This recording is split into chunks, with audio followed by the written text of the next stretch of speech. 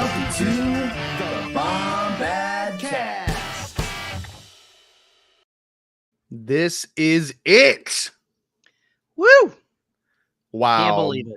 Can't believe it. Scotty, you believe it? What? can you believe it? Scotty, I tell you what, man. It's been a long season. Yeah. It's been a short season, but it's been a ride, a good ride. And I tell you, man, I think after this is all over, man, I think this calls for a large and delicious and cold hard Mountain Dew. That's what we're gonna go for. Here we go. Oh, there we go. Here we go. Oh, we're gonna do the dude, but we're gonna do it hard. Look, I gotta say a few things. I've been I'll admit it. I've been going a little AWOL. I went on a Las Vegas trip for my school, my work. I went to the Sphere, had a great time. You've been making it around. You've been making the rounds. So then I went to Gulf Shores, Alabama with my family. Had a great 5-day vacation with them. Spent a lot of time with my cousin's son, Aiden. Hang out with my cousin Troy. We all watched the Acolyte. Me, my uncle, my cousin, his son, and our other uncle. And it was a very good moment. I have a video that I can show you later, and it's of Aiden going. And he asked to film this. I'll actually play it right now on my phone. He asked for us to do this, and so shout out to Aiden right here. But shout out to Aiden.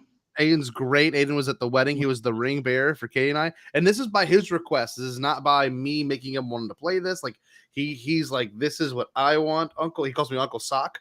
And so this is what Uncle Sock played. Straight from Uncle Sock's. Here we go. Straight from Uncle Sock's archives. Here this we is go. by his request. All right, 3, 2. It's Star Wars night!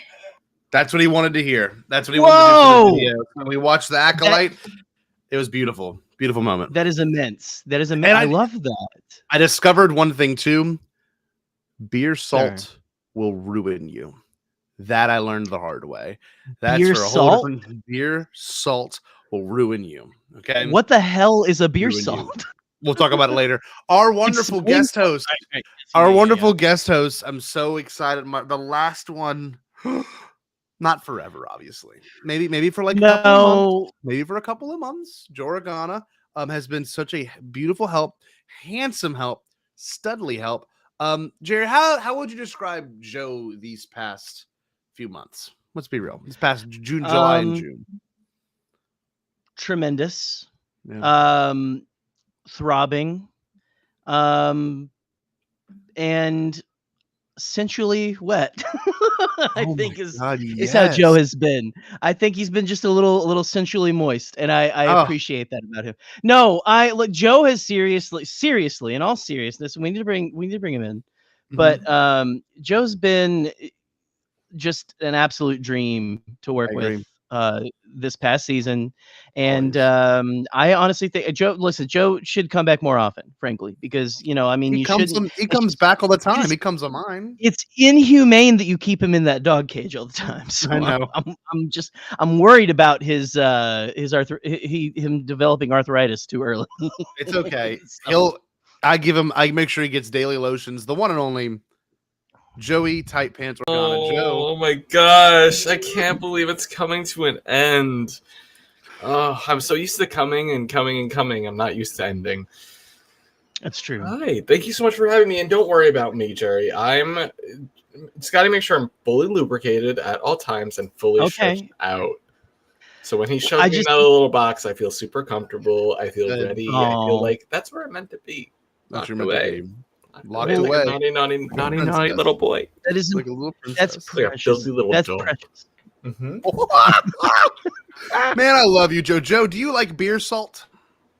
I love beer and I love salt, so why not just put them together? I was gonna say I like those two things. Not sure if both of them together will be great for my health. What the hell? I don't know what the hell you're talking about. I'm gonna teach you later.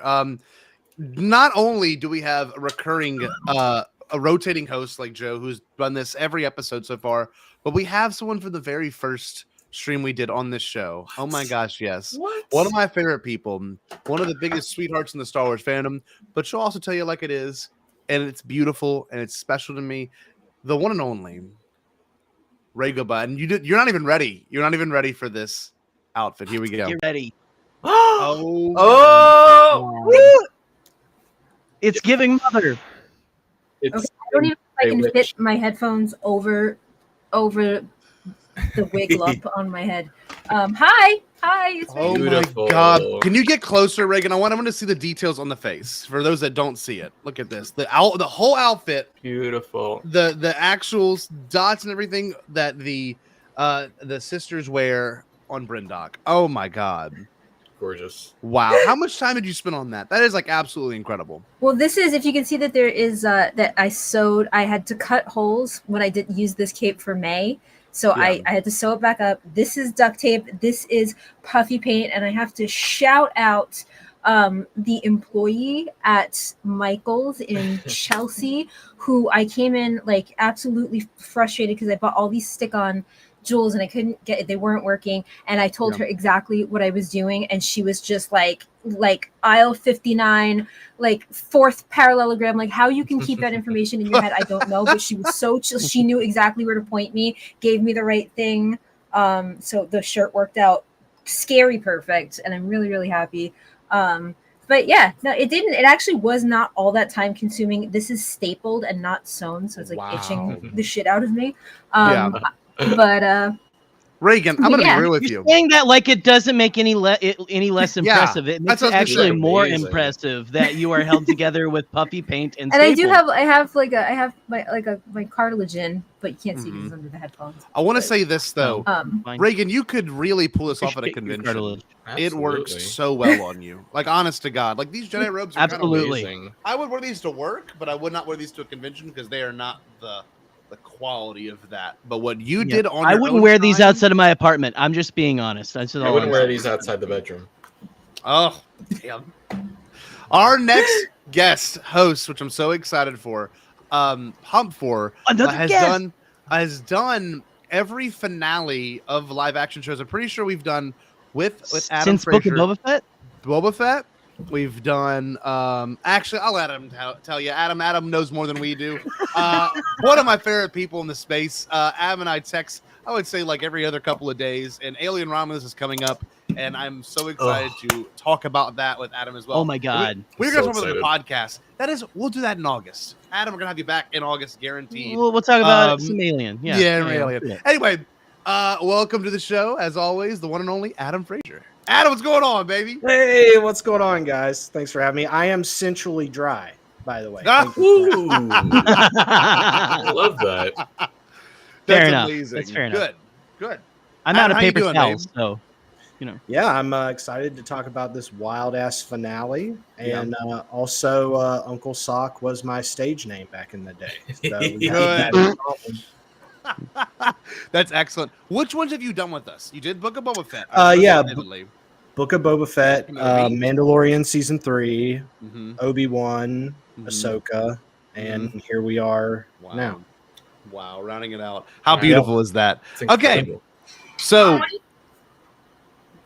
someone said, "What is beer salt?" Do I have to explain this? Yes, I'll explain this. My cousin Chandler asked, "What's beer salt?" Look at this. Beer salt is a great thing. So for those that don't know, you can buy at like convenience stores or bodegas, like they say in fancier places. You can buy that, put it on your Michelob Ultra, your Miller Lite, your Coors Light, whatever it is.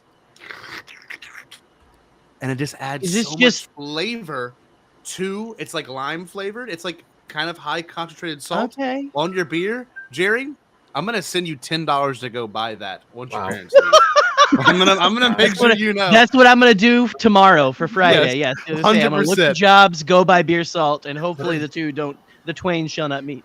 It's gonna change your life. It's gonna change your life. But anyway, this episode, the ultimate, the end all be all. A lot of people were really worried it wouldn't stick the landing, and we want to go through it real quick and just hear your thoughts. Did it stick the landing, and why? Let's start with Jerry. Did it stick the landing? Me, little old me. Yep. Well, it stuck the landing, I think, harder than most things have yet, because I was not things kept happening and I kept going, well, surely it's the end of the episode. And I would look and there was still so much left. Little background into how I was watching. I had my family over. We were all gonna watch it, but they decided that 9 p.m. Eastern was too late for them to stay up before they had to get up and drive the next day. So I was holed up in my daughter's room watching on my laptop and shouting obscenities. And I mean, from the get-go, and I mean, I won't dive too much into like all the little gooey bits that we're going to be talking about over this next hour or two, or two or whatever, but I mean, I just kept going, fuck, damn, hell, no, while my Christian parents were trying to sleep, in the with one wall between us and everything like that. And so it was I think my sister came in at one point to ask me a question. I thought I had woke up my 2-year-old nephew. We were good, but it was it's hard to really quantify for me, like, because I think all the finales have been pretty special. Same. This has been my favorite so far, I think, though. Yeah, that's beautiful. I want to get more into that later. That's awesome. Joe, please. Hi. How are you? How did it stick the landing, baby? Did it stick it? Did it stick? It was very sticky for me. It was sticky. It was moist. It was damp. It was all the things. I had an amazing time this entire season. I tend to be the type of person who just sits down, watches these Star Wars shows, and loves it. And this is no exception. This has definitely been my favorite Star Wars live action television show altogether. And the finale was very satisfying for me. I felt like it answered all the questions I needed it to, but then gave me some more and gave me some more longings. Like, I'm ready for them to make love in that ocean as the waves wash over Kymer's abs and booty cheeks. I'm ready to see it in season 2, baby. And I want Uncle Plagueis to be watching from behind a rock and saying, "Fuck yeah!" Like, I will also. Beautiful. Oh my god, I'm very excited. I can't wait to get into the nitty-gritty of that too. Me too. This show for you, Reagan, I know you were very excited to cover it our first stream. Here we are on our last stream. Did it stick the landing? Let me first say also, I was really excited to go into this entire series with zero expectations. And I was surprised and intrigued and like gripped throughout the entire thing. But I had all my snacks and I made sure my phone wasn't too near me because I didn't want to be distracted the whole time. And I was just like enraptured the entire time. And I really didn't I did kind of know where the main twist was going to go because it felt like it was building through that the entire time. And kind of both, even though both reveals I did expect, like the one that we weren't sure was going to happen. I fucking screamed. I screamed it through a shoe. I didn't even touch my food. Like I literally did not touch my food because I was like the popcorn.gif. I was just like the entire time. It just like the one thing I would say that it maybe didn't do for me, which I feel like probably is not the case for everybody else. It did not make me, I didn't feel deep emotions probably for anybody but Saul. Same. I just didn't feel like I necessarily connected, but then also the Raylo in me at that little hand clasp at the end. Forget it. I was rolling off the floor. I was like, I'm going to be a problem again for like the next 7 years. This is bad. A problem. That's fantastic. No, Reagan, that's awesome because this show is giving us things other people really wished for, like Raylo's in particular. From like the Kylo Ren and Rey relationship. I mean, like everyone was really hoping some dark side things would fall into place, and they just haven't. But this show, man, what? I do want to just quickly address, since I said this this morning on Twitter, after all of the haters got done ejaculating all over the Star Wars comment section, a lot of them were like, "This isn't canon. None of this is canon." And I have to just say again, unless your paycheck comes from Lucasfilm, you don't get to make that call. That's not your decision. You cannot decide. You can't announce that from your basement. So again, go outside. But luckily our shill paychecks do come from Lucasfilm. They do. So we can say it is canon. And thank you, Mommy Kennedy, for my money. Yes. Yes. Thank you for keeping us in fine Jedi robes. Yeah. No, Reagan, I completely agree with you. And I called it from day one. The fact that grifters hated this show so much and having it be the show they introduced like the most dude bro Sith in, Plagueis is just the most icing on the cake. I said that since day one. I'm like, this is the show that's gonna make everyone super, super pissed off for no reason, and then they're gonna have to go back on their words when Plagueis is on season 2, and he's a big part of it. But anyway, Adam, you haven't had a chance to be on these streams for the coverage of all of this. Did this show, the entire thing that is, the Acolyte from episode 1 and 2 all the way to now, did it stick the landing? And then what did you like all of it? Really, we don't know, or none of our viewers actually know this answer. Yeah, absolutely. I think it accomplished what it needed to do, which is create a new anchor point in the Star Wars timeline to get people interested in exploring, which, the High Republic as a publishing initiative has got a certain portion of the fan base excited. But to bring that into the live action realm and kind of stake a claim here 100 years before Phantom Menace, I think now we've got an area that we're going to start filling in the gaps all the way up to Phantom Menace now. I think the finale was absolutely successful at paying off the character arcs that were introduced here with Osha and May and certainly Soul and stuff, but also giving you a Yoda appearance and a Plagueis appearance and setting up some things for a possible season 2 and kind of just like teasing you and exciting you for what's to come. And I definitely want to talk about later some things that Reagan touched on with the Reylo kind of thing of giving fans what they maybe didn't get with the sequel trilogy, and how Lucasfilm has actually been doing that a lot lately with other projects outside of the sequel trilogy. And now people that were maybe upset they didn't get that romance and that kind of enemies to lovers trope played out fully, they're going to get it in this show. Yeah, dude. So yes, great point, man. And look, a lot is going to be said tonight, obviously, but a lot's going to need to be said about what this show did really well. And I think all of us could agree that it did some of those things like strikingly well. You know what I mean? Like from romances to like painting the Jedi in a new light, and really seeing how all of it played out. My anticipation for this show was at an all-time high. The finale was at an all-time high. It was one of those ones where I don't know if y'all do this, but I like pace a little bit, like right before these things air, because I'm thinking like, what do they have to wrap up?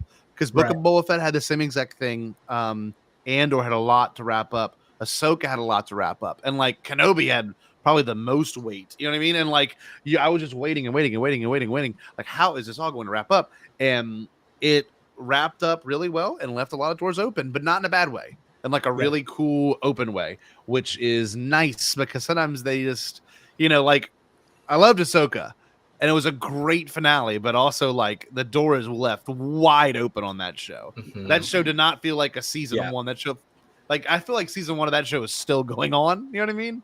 And I'm just waiting for it to air because like there's so much tension and spread apartness. But man, no, I'm super excited to get into the nitty gritty of it. I know this show did a lot of things. The one part I wanted to talk about really deeply first is the Force and different aspects of the Force that we got in this one single episode.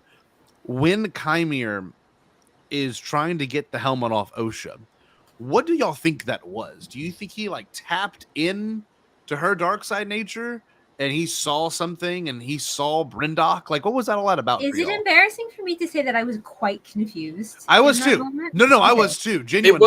It was a really confusing moment. To me, what I thought was she was, remember when the witches sort of took over the minds of the Jedi and were inside? That's what I was sensing, was that he was being taken over by Osha.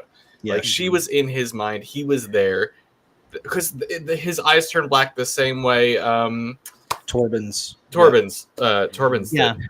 I immediately equated it to the scene in The Last Jedi, which obviously a ton of Last Jedi parallels going on throughout the series. But and one also Rise of Skywalker parallel, I thought. Yes. But like when Rey and Luke are training, and Luke's like, "You went straight to the dark." It's like he put that helmet on her, and she immediately tapped into that darkness. And when he took the helmet off of her, she had Sith eyes. Like there was a redness in her eyes. So that helmet helped her channel that inherent ability in her, and she was able to immediately tap into him. So much so that had he not been able to take it off of her, she might have taken control of him right there. So I thought that was really crazy. Maybe it's the thing she's been masking the entire time. You know what I mean? Maybe she really is a dark side user, but could never channel it until the Contorsus helmet. Well, and she talks about how the reason she failed to be a Jedi is because she couldn't quell her anger.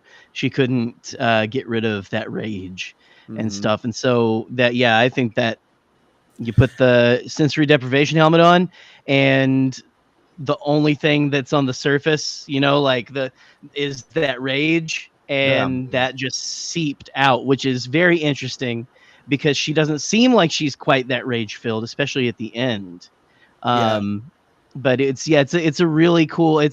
There's not a lot of. I don't think we got necessarily a happy ending. I don't know for Osha on the horizon, but it just it seems it's very foreboding. Like I feel like next season is going to be as friend of the show Alden Diaz said, the Joker breaking the pull cue and handing it to Chimere and Osha. Darth Plagueis, handing it to them, going, "All right, tryout time.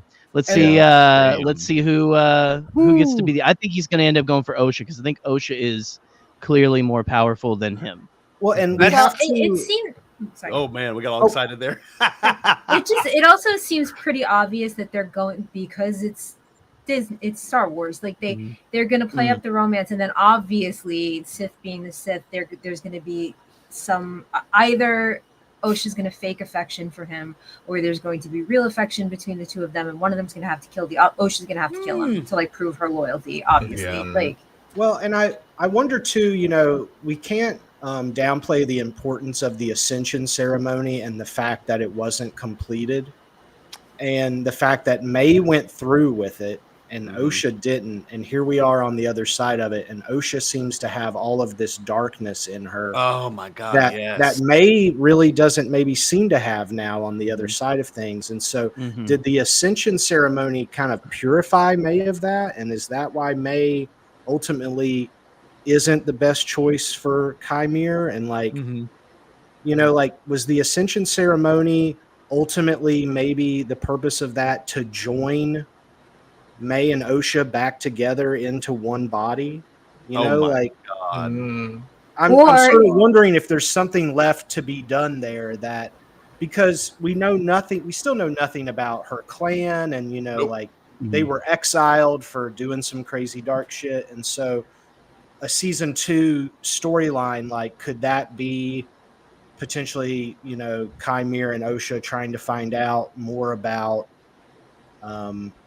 her origins, and because clearly Plagueis, as a guy that we know 100 years down the line or whatever, is going to be interested in messing around with midichlorians.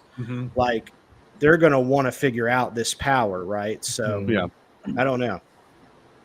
Man, that's heavy. I'm not gonna lie. I hadn't considered that. If the Ascension had gone through, there could have been some sort of, unification of these people. But also, it could be that's how you solidify yourself in this coven, and not necessarily the dark or the light side. You know what I mean? Right. But doesn't Mother Coral kind of in the episode where we actually spend time with them, she suggests some concern about how they were created. So maybe it's just something as simple as they're obviously not evil witches, but she tapped into dark side magic without like realizing she could control it, and the ascension was supposed to rid them of that. Like maybe what this is a sigil on her head to and that's Protect it keeps her the or dark something. from actually entering her. And you know what? That would make sense, given that Kelnaka had that on his home, potentially protecting him from the darkness as well. Yeah, that would make sense. He got taken over. He got taken over that one episode. Yeah, no, look, so he got obsessed with it. He got obsessed with it. And look, another thing too with the Force, like obviously, you know, we're gonna see some pretty cool stuff with the Force. In particular, the lightsaber battles. I mean, some of the best I've ever seen. Like it really felt like watching, you know, Crouching Tiger, Hidden Dragon. Like it was like the coolest thing. It's funny that you said that, because there was like literally there was this shot of Chimere when he's flying through the air where 100% is taken from Crouching Tiger, like without question. Oh, I was I alone in thinking that I didn't necessarily expect us to get another lightsaber duel? Same, not of that. Yeah, I would not that explosive either. I was expecting like a more and I think that's what kind of put this over the top for me too. Yes, is I was expecting a more intimate, you know, conversation, maybe like more intimate showdown. Yeah. And but I also think that because the saber like is such an important plot device for, and it is, if I'm not correct, this is the first time we've ever seen a crystal bleed on screen, right? Like we had it had to be very saber focused, I think, for that reason, to really drive home what we were looking at.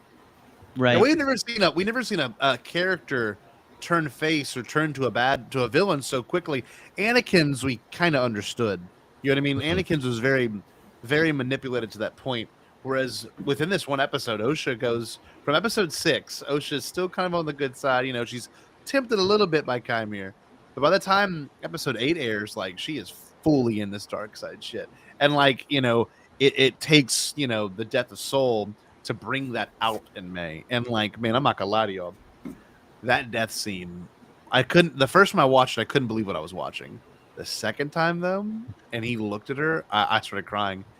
It's okay, and dies. I was like, but then also after the it's okay, she crushes harder. Yes. Yeah. Well, he gave her the permission, you know. Yeah. So maybe whatever reservation she had was gone when he allowed her. That was yet Go ahead. Oh, I was gonna say that man can like just spit tears out so well. Yes. By the way, there's so many moments where you see tears physically fall from this man's face, and I was absolutely enraptured by it. So that was yet another scene that paralleled to the sequel trilogy, and that felt a lot like the death of Han Solo, and him basically, you know, Kylo being like, I know what I need to do, and I don't know if I have the strength to do it, and basically Han giving him permission sort of in that moment and allowing him to do it. I thought that was another interesting parallel, especially considering that we've heard Kylo's theme play over Chimere before, and that sort of Rin-esque connection going on with him. So, well, you know, we've also, like, I think one of the main reasons from the very beginning, Star Wars, like the lightsabers always, it's really clean, and it's kind of prevented them from using, you know, from ever having a lot of gore, no matter how like deadly a battle was. This is truly the first time I feel like we saw a long, drawn out, agonizing death. Oh my God, in Star Wars, like it really played, and because I think, like in both cases, when we saw Chimere slaughter all the Jedi, it was the most brutal thing that we've seen happen on screen, and in this case, this was like it was just the most agonizing and such pointed rage. And I think in that way, this series has done more to accurately display the truth of the dark side and the truth of the darkness than any other series has. Like, yes, okay, let's be real. And I know Joe and I talked about this a lot a few weeks ago. The dark side can be sexy. It is fun to talk about how sexy it can be. But no one is really looking at it. And this is something that I see in shipping communities, not just Raylos, but like you've got a problem there where like when you romanticize the dark side, you got to really take a second and think about it. It really is still the dark side. Like it is still like this area of evil, you know? And like I really enjoy that the High Republic books have taken into effect, like, sex. The Jedi obviously can do those kind of things in the High Republic. It's no longer like a moral code. I was afraid for a while that the Jedi being this like abstinent thing reflects like, oh no, sex is bad in the 70s. There's like that. There's like this weird undertone of that even in the 90s.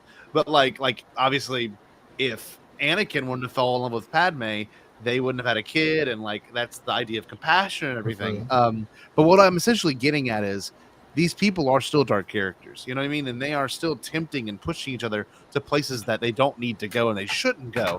That's why, a character like May doesn't go to the dark side. She realizes in that 5th episode or 4th episode, this is not for me. And then what's even more manipulative that I really want, I haven't seen people talk about it.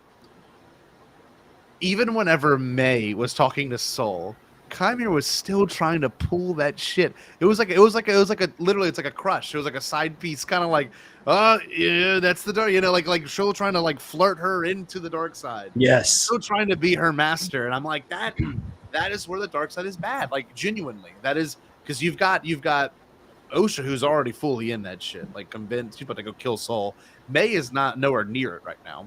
She was at one point, but like even still, Chimera's trying to seduce her. I hate it. It's so icky, And yes, it's sexy, and yes, people can have their opinions on it. I agree, but it still doesn't make it a good thing. Like these are still bad guys. The show is now about bad guys. The end of it's all about bad guys. You know what I mean?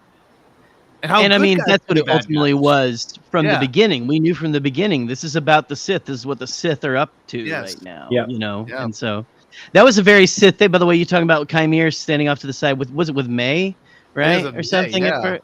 Yeah, he's like, yeah, that's right. Use your anger. So it was very like Palpatine on the sidelines in Return of the Jedi. So, it was honestly a lot like Revenge of the Sith, where you've got, Anakin, Count Dooku, and Palpatine all in one room. And like, Obi-Wan's passed out in the corner. But like you've got this idea of like, the look, strike him down, and then that look that Count Dooku makes at Palpatine, knowing he realizes in that moment, yep, it's a wrap. Man. I'm telling you, and that's the dark side. Oh, what's up, Joe? No, I'm just thinking about if we do get into second season, there's so many places they can go, and I know we're talking about the dark side can be sexy, but it's ultimately bad. But like maybe the sexy part of the dark side is what saves Osha and Chimera. Maybe they fall in love, and that passion and that's true. That would be a side cool of love. I was thinking that too. Maybe they can't kill each other when Plagueis wants them to. Yeah. And then he kills them both. And then he's like, hey, this little cutie from Naboo, maybe he wants to be my little Sheev. Little Sheevy Palps. Twink Sheev. That's a good point, though. I hadn't considered that their compassion, just like Padme and Anakin, because that's together. Oh wow! It could be the thing that brings them back to the light side. They're caring for one another instead of. It would be. Wouldn't it be nice if it like completely breaking from tradition, a character could show compassion and not die immediately? That would be so cool. Yeah, I mean, honestly, though, that's kind of what happened with Rey and Kylo was their love for each other, or their like. Feelings of respect and passion for one another ultimately helped them, helped Kylo at least. Yeah, he cared about Rey. One thing too, I think we need to bring up, just because it was speculative, and now I think it's been confirmed. I do not believe that Osha and May are a dyad per se. No. Okay. Well, what do you think, Adam? All right. Adam's got something. Well, it's just really interesting because. This is part of a larger discussion I was going to talk about with the sequel trilogy, but I think it's enough to kind of pull it off on its own. So, all we know from the Rise of Skywalker in terms of the dyad, in terms of actual quotes in the dialogue, Kylo Ren says, "What Palpatine doesn't know is we're a dyad in the Force, Rey, two that are one." Mm-hmm. And then Palpatine later says. The life force of your bond, a dyad in the Force, a power like life itself, unseen for generations, and now the power of two restores the one. So again, we have this idea, two that are one, the power of two, right? Yeah. Which we hear from the witches. Now, The Secrets of the Sith. I don't know if you have this book. It's awesome. Yeah. Check it out. I'm gonna now read from this book. Don't support Wikipedia. I feel like I'm at church. I'll say this too. Yeah, let's not quote. I put this text in my midichlorians video essay. Yes, you did. Yes. So it's actually really good details right here. So, I like. All right, everyone, quiet down for scripture reading. Okay, here we go. This book has a bunch of interesting stuff about the dyad, but there's a section here that says two that are one, and it says, for a millennium, the Sith have adhered to the rule of two, but this decree is said to merely be a pale imitation of its predecessor, the doctrine of the dyad. So already we're talking about the dyad is really connected to the Sith side of things. It's not something that really maybe the Jedi care about or know about per se. And the interesting thing about that is it really seemed like Soul was struggling to find the words to describe what the sisters are, right? Mm-hmm. Like he was talking to May and he's like, you guys aren't even sisters, and then he got shocked or whatever. But it continues to say, legends claim that two beings sharing this profound connection gain access to a great number of abilities, yada, yada, yada. If two Sith were bonded so deeply as to transcend their physical beings, the power they could unlock together would know no limits. The dyad. Go ahead. No, you keep going. You keep going. Okay. The dyad is an elusive connection, one that cannot be created through will alone. Keep in mind, this book is written through the point of view of Sidious. It's kind of like a diary journal kind of thing. So this next part says, my master, Darth Plagueis, attempted to forge such a bond with me. Though he was wise in the ways of the Force, he proved unworthy of the task. I, too, attempted to facilitate such a connection with my apprentice, Anakin Skywalker. Yet even with the so-called chosen one at my side, the balance we showed paled against the perfection of the dyad. If the two most powerful bloodlines in the history of the galaxy, Palpatine and Skywalker, could not produce such a bond, the question remains if a dyad is possible at all. Another section here, the final section, says, Forging the Future. The doctrine of the dyad was etched into the walls of my citadel on Exegol eons ago, a constant reminder of its significance to our order. To my Sith Eternal, the dyad is not merely the stuff of ancient legend, it is the future of the Sith, the key to unlocking the full potential of the dark side. But if a new dyad is to be formed, with whom shall I share its legendary power? It is doubtful young Kylo Ren will ever prove himself a more worthy apprentice than his grandfather, Lord Vader. Perhaps then my lost granddaughter will accept her birthright and rule the galaxy by my side.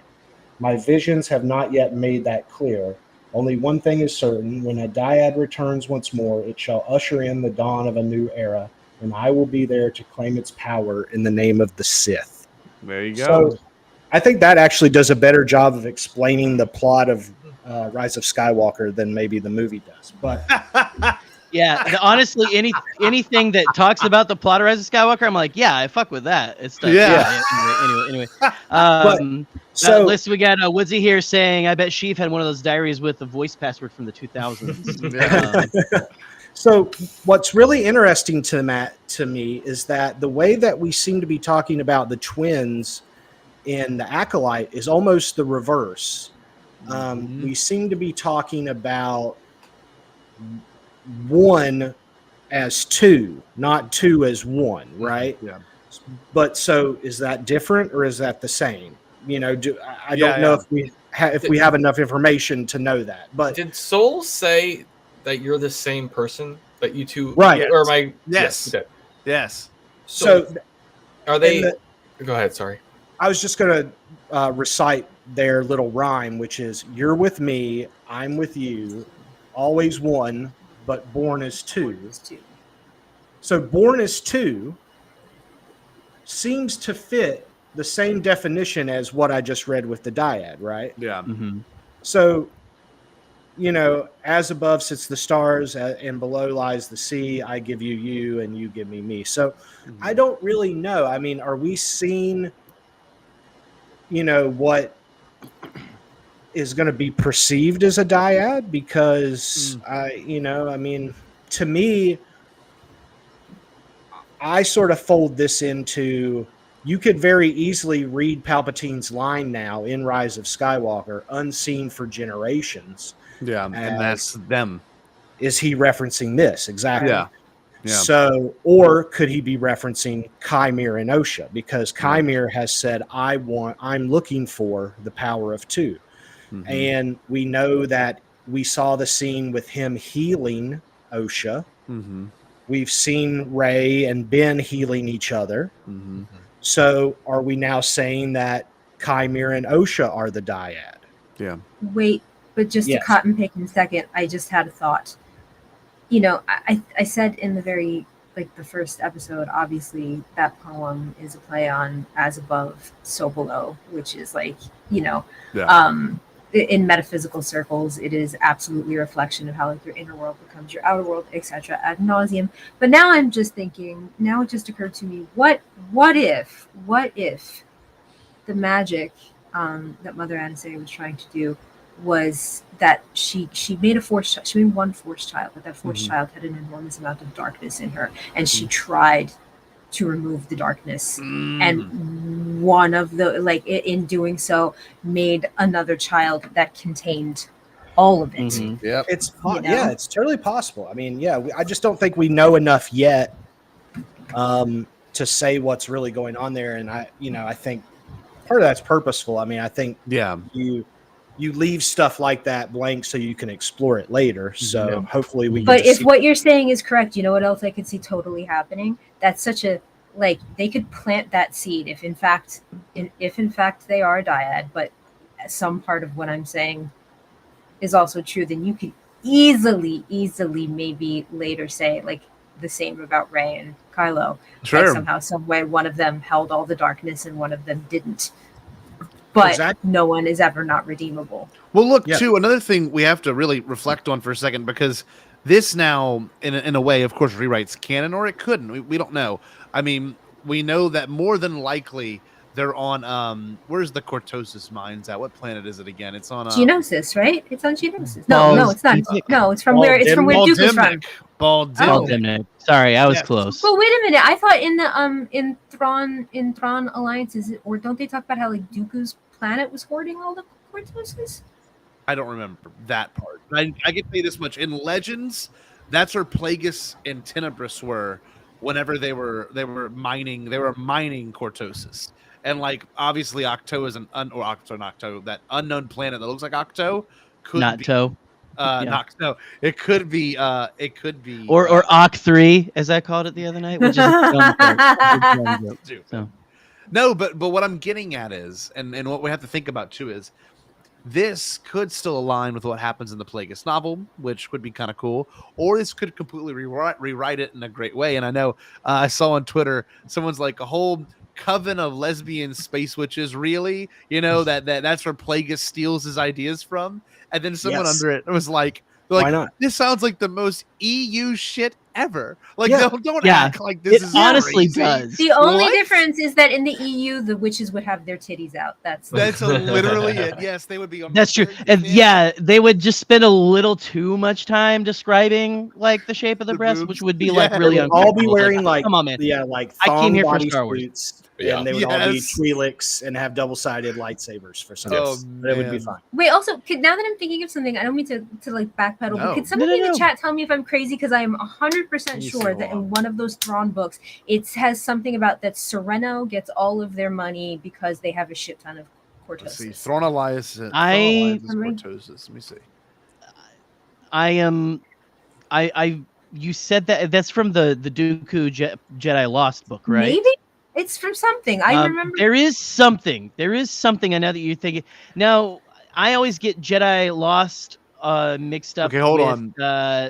It does. It is owned by Dooku. It is his mine, but it's on Mokavij. Mokivj. Look at Eli in the chat here, man. Duke show. Look, he's got all of the necessary info. Damn, he's so good. Look. Obviously, man. There's some things that we need to also dissect. Not just about the difficult relationships that we saw on screen, or even like what the dyad really means in a show like this. But like, if you really take a step back and you look at this show, I know it was pitched as Kill Bill meets Frozen, and like, it's accurate. It's like really reflecting on the whole show. It is super accurate to the show. Yeah. 2 great movies and series, but like, damn, like, sisters, one having all this power, not knowing to do with it. The other one is, kind of powerless. And like, if you look at it, you see May training and you see May being the one that's like using the force. But like, let's be real. You got to have look at the rebellion aspect of it all too. Like, Osha was kind of trying to get away from all that, for whatever reason. It's kind of like when a kid acts out, there's always something deeper there. And the fact that Osha goes to the dark side to me is something very compelling. I don't know. Like, you can kind of see like the one that was always more, aligned with the order that she wanted to belong to was May. Inevitably, May would lie for her order, just like the Jedi would lie for their order. Vernestra Rwoh is. I mean, that was a very childlike thing to do. I guess we could talk about Vern real quick, man. Oh my god. I have lots of thoughts. The more that I love, and listen, and Adam said it earlier, talking about how hopefully people will start to explore other eras. Like, this will be a jumping off point. Yeah. Go read the High Republic.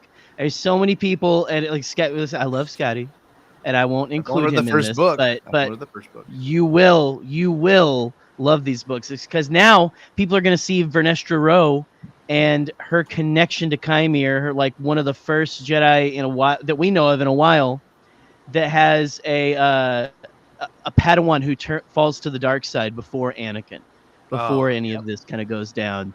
And that is a huge thing. And you've got all this history on this person now. But the more I think about it, the more I love it. I love that moment where she walks out of the ship and he's got the helmet off and she goes, you're still alive? And he goes, oh shit.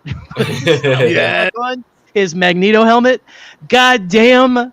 I loved it. It was so Star Wars.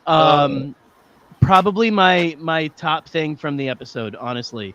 Just all that kind of stuff with Vernestra. I just thought, okay, there was a lot of stuff that was really cool. But that shit this is some of the I don't know. That was one of the theories that people put out there about Vernestra, because people were saying, well, the marks kind of look a little whatever, and I'm like, well, you can do a curve with a lightsaber, it's fine. But I want to know everything I possibly can, and I'm hoping that like maybe season 2 our flashbacks are back to what happened between Chimere and Vernestra. That would be really cool, I think. So yeah, for sure. More Vern. I love Vern, and don't call her Vern in real life. Well, I mean, kick your ass. She's Leslie's wife, so there's no chance that that's not going to happen. Exactly. No, well, yeah, she's gonna be there for sure. Vern is gonna be in the next season, but Anyway, don't call her Vern. I'm very happy none of the theories came to fruition, because I saw some pretty awful takes on like Vern is the Sith Lord, she's Darth Plagueis. Like, I had some brain rot bullshit. Sounds like someone who can't read.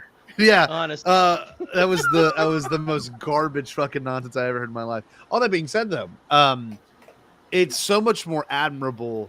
Not really. I'm sorry, I take that back.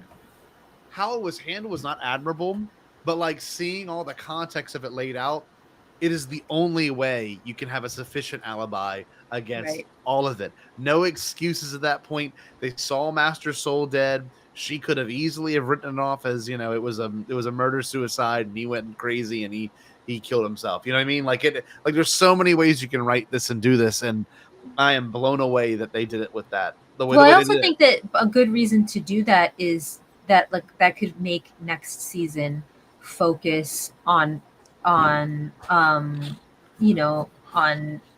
like the battle between Vern having to, like, number one, live with this lie and convince other people of this lie, and then actually really get into the meat and potatoes, like the blanks that she can't fill in of what happened, and I think that can make for an incredibly interesting story played out against. I have a suspicion that next season will be markedly less violent and more story. Not that this was tremendously violent, but I think it'll be more political and more. Oh my god! Yes, please. I was thinking the exact same thing. Like, next season's going to be kind of a political drama, Whereas this season would kind of set that up because which means Chris Swift might actually like it.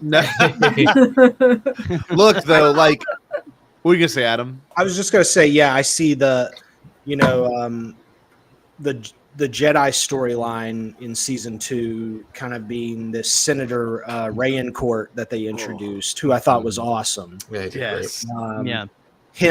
He's been talking about leading this external review of the Jedi. That will obviously play a huge part in season 2 of him investigating the Jedi, while Vernestra probably goes off on this sort of secret mission with May to perhaps find Chimere and Osha and get to the bottom of this mystery. And if I was to speculate further on that, I would suspect that maybe she puts her nose where it doesn't belong, uncovers some stuff, maybe finds Plagueis, tries to report back, maybe utters the word Sith into her intercom, and then gets cut down. And then, Yoda has that information and doesn't know what to do with it, but like, that's kind of what I want to talk about, Scotty, with the clip. I'm gonna get the clip pulled up. So Adam texted us earlier. Oh, I'll let you preface it. Let me set it up. So one thing I want to set up is I'm older. I'm almost 40, and one thing that happened for fans of the original trilogy when the prequel trilogy came out is they had to come to grips with a lot of new information and fans that were set in their ways. I mean, I was I was 13 when Phantom Menace came out, but imagine an older fan, let's say a fan that was, like 25 or 30 when Phantom Menace came out, right? They were immediately hit in the face with a lot of new information that they could either accept or they did not accept, right?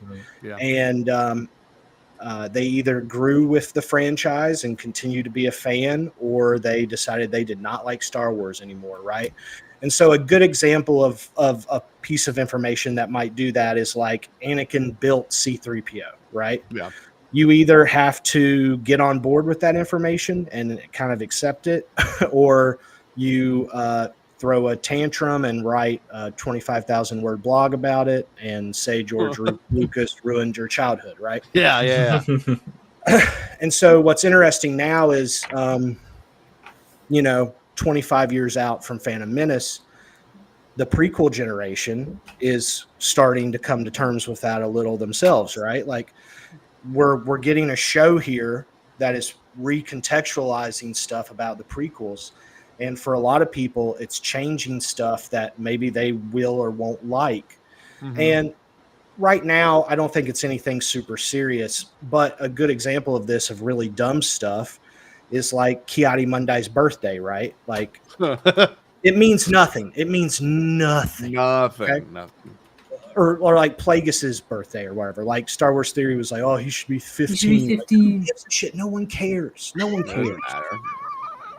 No one cares how old Plagueis is or what he's doing. If he's 15 in that cave, I don't care what he's doing in the cave. Okay. And he looked 15. Like, he looked good. It was tight. If I was a 15-year-old would be creeping on like that. Those like 20. Oh, he's watching. Oh, it's like Porky's. It's like Porky's in there. Don't go in Plagueis' cave. Don't go in Plagueis' cave. No, Plagueis. Just okay, never mind. Okay. I get it. Anyway, so we're at this point, and that's where a lot of people are pretending to be outraged or what have you.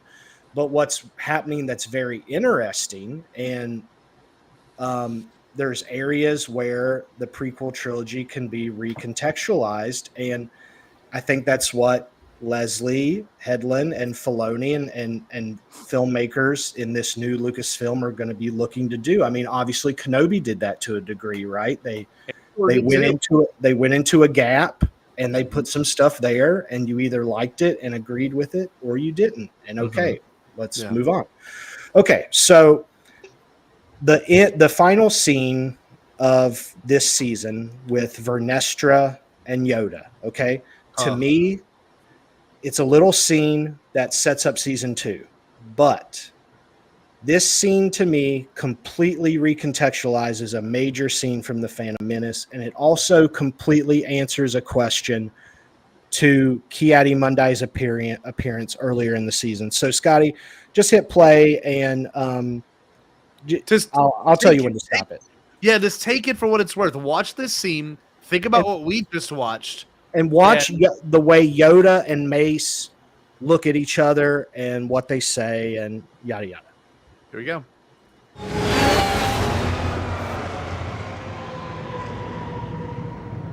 He was trained in the Jedi art.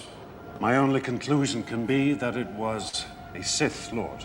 Impossible. The Sith have been extinct for a millennium. I do not believe the Sith could have returned without us knowing. Hard to see the dark side is. We will use all our resources to unravel this mystery. We will. Yeah. Already? Yeah, there we go. I want to watch the whole movie now. So I'm locked in, man. Yeah, I know, me too. I was like, oh, I'm ready. So Mundi doesn't know a thing, right? None of the council does, but Yoda and Mace maybe definitely know something's up. Yeah, and I think you can read into that a lot. I think Vernestra goes to Yoda and tells Yoda something is up, and I think you can sort of read here. I mean, Mace is basically what, vice president of the council? How does this work? He's like number 2, right? Yeah. I think you can sort of read here that Yoda confides in Mace that, hey, look, something's out there. I'm not quite sure what's going on. But by the time you get to the end of this movie at the funeral, Mace tells Yoda there's no question that their attacker was part of the Sith. And Yoda's like, okay, well, always 2 there are, and then we get the, which one did we kill? The master or the apprentice. So at the end of this movie, they are both locked in on the Sith and the rule of 2. So I think that's super interesting. And that completely recontextualizes that scene for me. And also Mace, I'm going to say this as someone who, like I said, I was 13 when the prequels came out.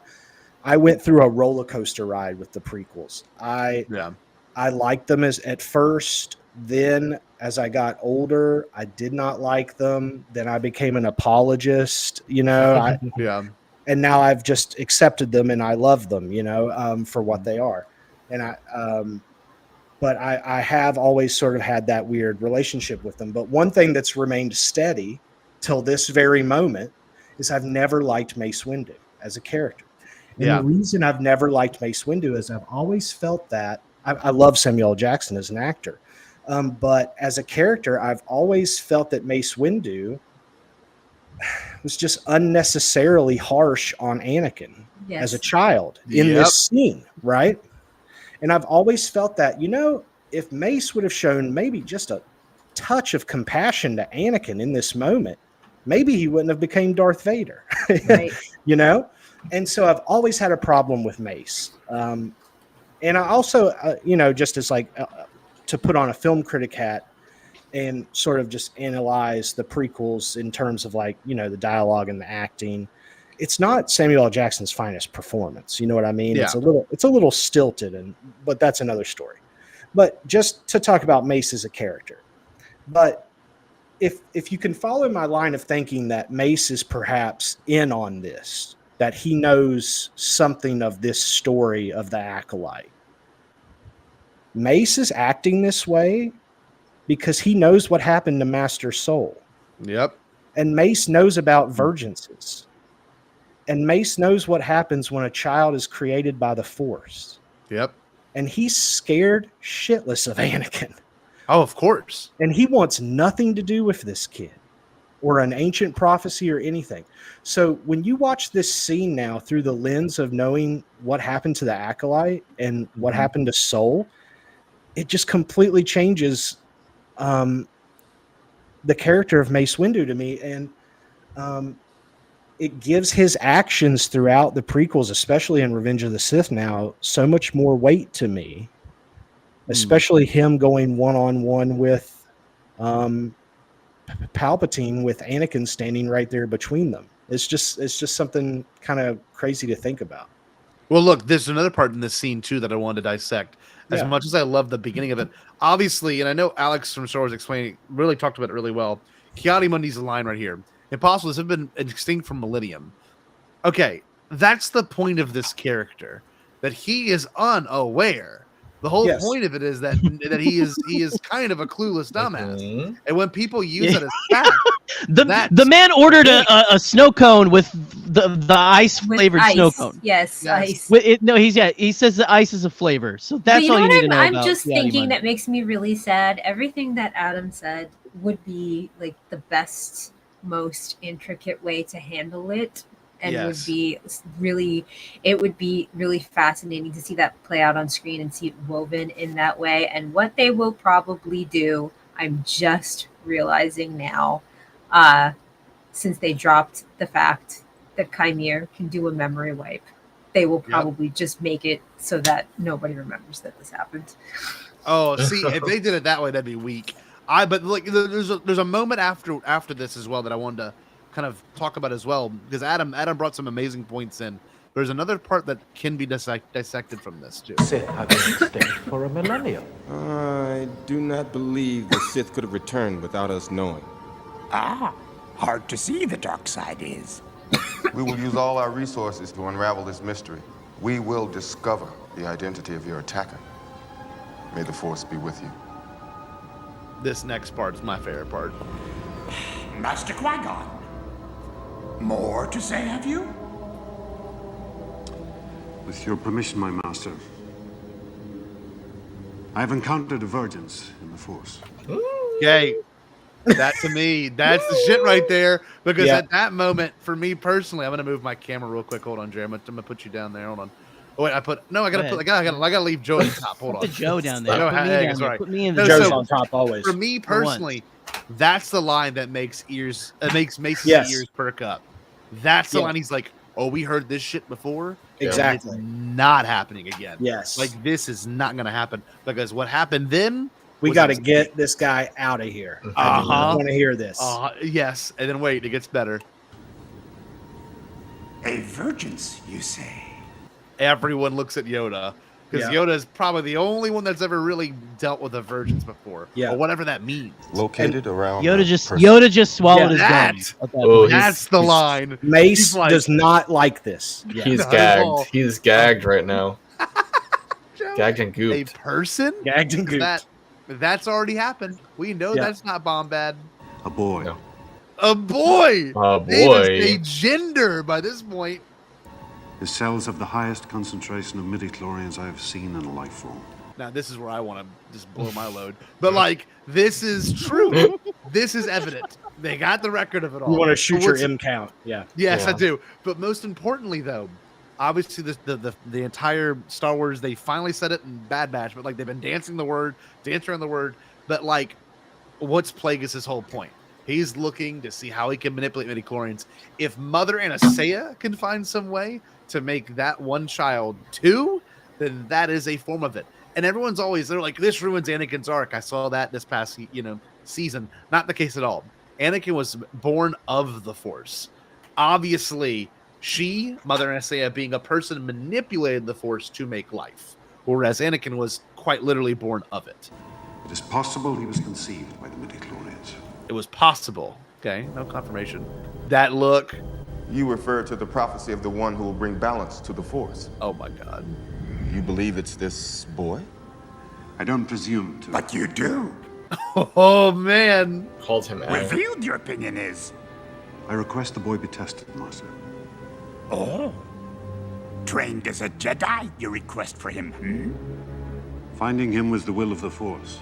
Now that's where I think is very interesting. That's the Qui-Gon perspective. That's the rogue kind of Jedi, like. And it's true. Finding him was the will of the Force. That I get it.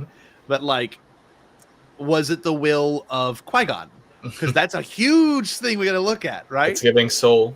Soul, very out of so. compassion, out of compassion, took that girl from her environment. When she wanted to leave, just like Anakin. But the difference between Anakin and Osha was that Anakin already had ties with his mother, and the mother was okay. It's very beautiful paralleling if you actually look at it. Whereas, you know, boy and mom relationships, very Sigmund Freud weird. You can get weird with that, but you can also get weird with mother-daughter relationships, where like, you know, that's heavy shit too. Let's not get Sigmund Freud with it, please. No, but like finding the will, like finding him was the will of the Force. Was it though? I have no doubt of that. Well, he has no doubt. Yeah, that was there. Fantastic timing, by the way. Fantastic. Scotty, you got to get what? You got to get one of those apps that puts little shimmers when you use clips, so that you don't get yeeted. Because this is like we're showing so much. I'm starting to get nervous. I don't think anything's happening yet. We'll see if the chat. This is our constant state of being on this show. So. Look, this is the look that I thought was so important. Bring him before us, then. Holy man. Wait, there's another one after this. This is the one I'm like. This is the one I thought of. This is the one I thought of. Side eye. Yeah. That's the one I thought of when we were talking about this clip earlier. Then they've got, of course, the talk of Obi-Wan and Qui-Gon and the thing, and then the test. Let's look at the test. Well, and you know, of course, there's the other parallel, right? Because we got the test scene in Acolyte as well. There's so many parallels between. Man, this and this is the best. I'm just starting to get very nervous about a copyright strike. Don't. It'll be okay. We'll be okay. We get one every other Thursday. It's fine. Okay. They love it. You want me to sing over this? Yes. A cup. A cup. A ship. A ship. A Tuca cat. A mountain. A mountain. Ooh, How feel song you? with the snow, sweet potato pie, and shut my mouth. Afraid, are you? No, sir. Go, See go through with the you. wind. We can. Be mindful of your feelings. Your thoughts dwell on your mother. Just like Osha and May. May more so than Osha, but she also had dreams. You know what I mean? I miss. How do we know Shmi wasn't low key a witch? Let's bring it up. We were all thinking it. Imagine. Oh my God! That would be No. just saying. Joseph, please. Joseph. She is Joseph. I do What does declare. that got to do with anything? Oh God. Everything. What? Let's hear it. I was just going to say that another thing that I thought was interesting was Senator Rayencourt's quote about you protect an image of goodness and restraint, but it's only a matter of time before one of you snaps. Yeah. And when, not if, that happens, who will be strong enough to stop him? Yeah. And how that mirrored a quote, or I don't remember the episode, but earlier in the series, Mother Anastasia says, "Someday those noble intentions you all have will destroy every Jedi in the galaxy." Yes. God bless. Some fantastic writing on this show. I know I will that's say been one of the criticisms, but I think the writing has been very on point. I thought it's been great. But my thought, though, also immediately when he said that was, like, what's a review going to do then if that's what you think? Like, you can't, there's nothing the Senate can do about omnipotent beings. So what, you know, like. Maybe he's hoping to give them less church and political state, power. man. I don't know. Separation of church and state. That's all he's trying to say. I think that's the main part. Yeah. He doesn't want them to be the police, basically, I guess. Right. Yeah. But Which it they doesn't shouldn't happen. be, to be fair, right? That's like a whole thing with the. I feel like one of the feelings of the Jedi.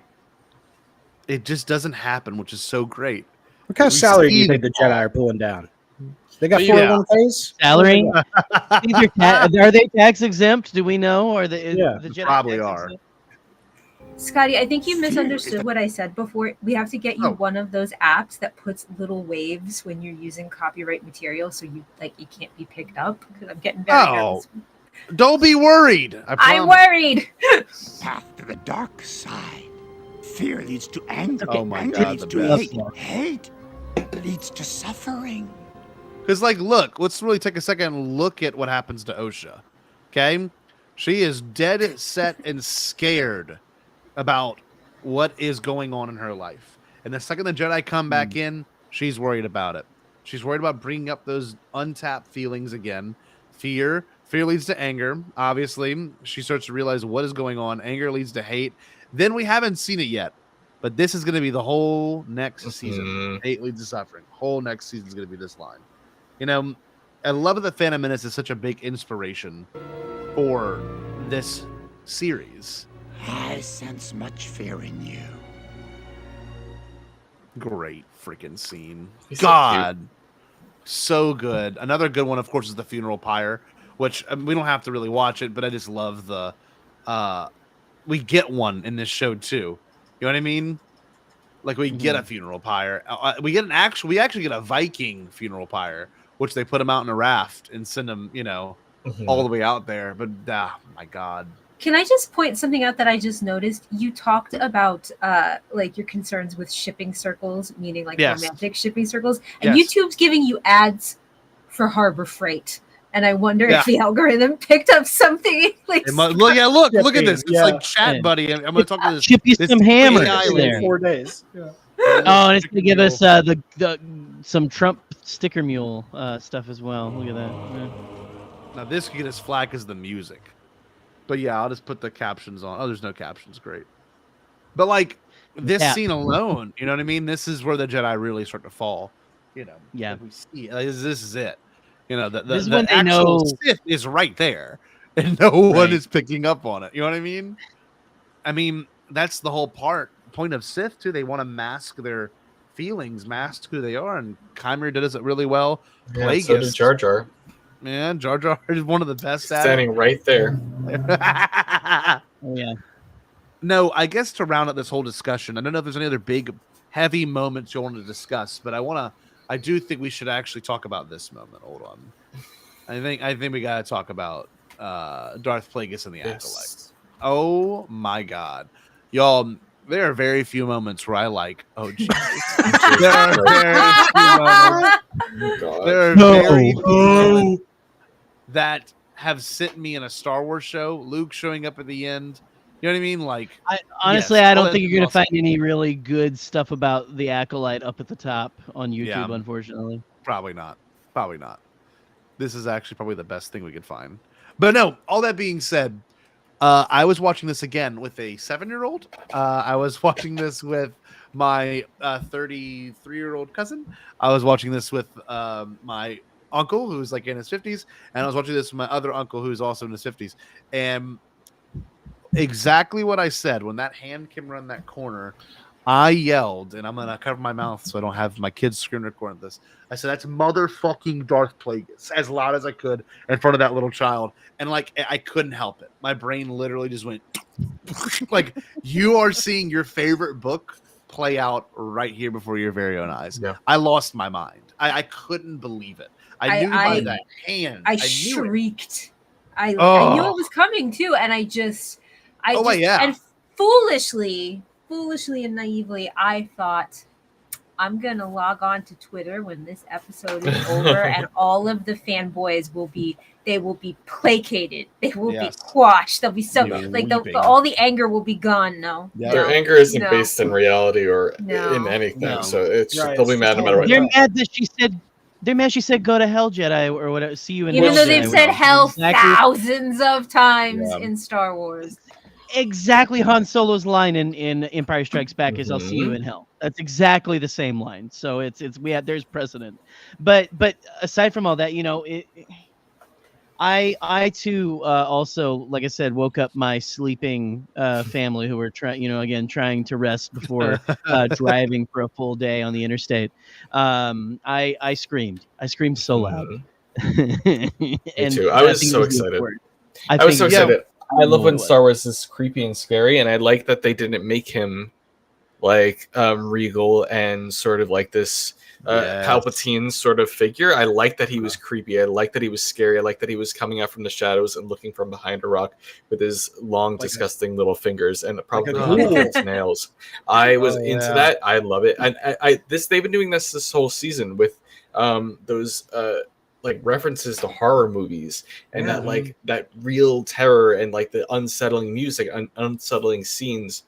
And yeah, no, I love that they're going with that, and I hope they keep going with it, and I hope that they don't make him too human in next season. No, I hope agree. They keep him creepy and terrifying. Oh, same, dude. Adam, what about you? Did you lose your shit? So yeah, you know, I had heard some rumors. Okay, so David Harewood, who ended up playing Senator Raincourt, right? Yeah. There was some speculation before the show even started, I think, that he had been cast, and I believe previously he had played maybe Martian Manhunter in a DC show or something. And so he had some history playing some CG characters. And Martian Manhunter even has like an elongated head, kind of like a moon. Oh my god! And so people were thinking, oh, well, this guy's like a great actor, and he has history playing CGI characters. And so what if he's playing Darth Plagueis?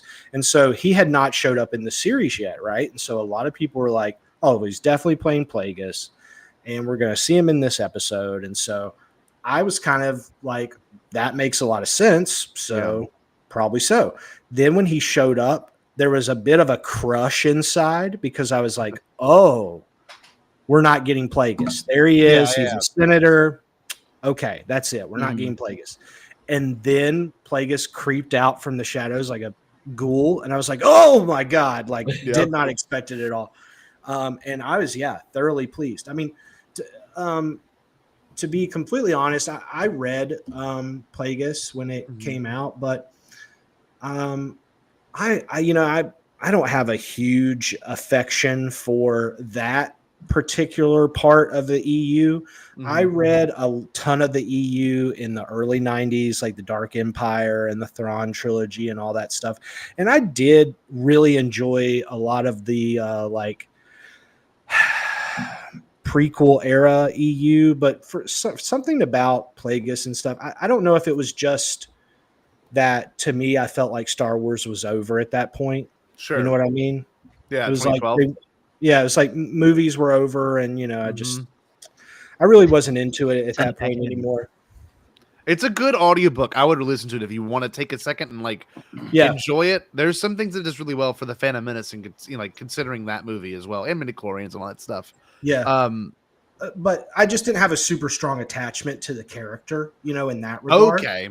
But it was super awesome to see him in live action. What I guess what I'm trying to say is I really appreciated seeing him. I just don't have any of the baggage of caring about what his quote unquote canon story was in that book. So whatever they want to do with him in this new version of the character, I'm totally down for. So I'm very much of the line, like, the book is damn near perfect for me. It's my favorite EU book. I've listened to it.